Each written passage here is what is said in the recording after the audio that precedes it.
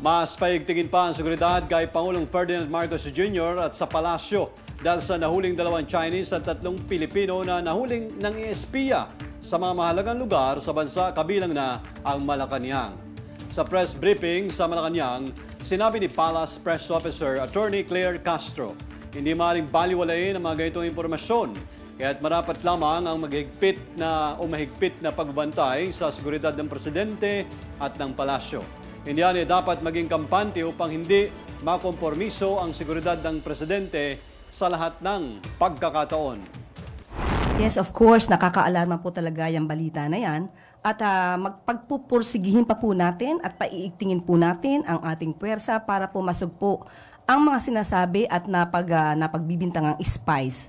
At kailangan po talaga na mas maigting ang pagsisiguridad or ang seguridad ng ating palasyo at of course ng Pangulo.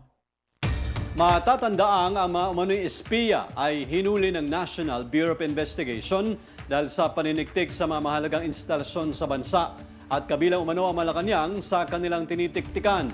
Patungkol naman sa paggagawad ng Filipino citizenship kay Lee Du-wan, hinihintay pa umano ng Pangulo ang enrolled bill para ito ay i-review.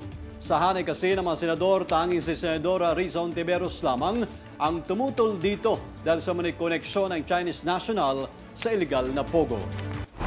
Po ay hinihintay po natin ang enrolled bill at ang Pangulo po ay pag-aaralang mabuti ang nasabing enrolled bill at hintayin po natin kung ano magiging desisyon niya.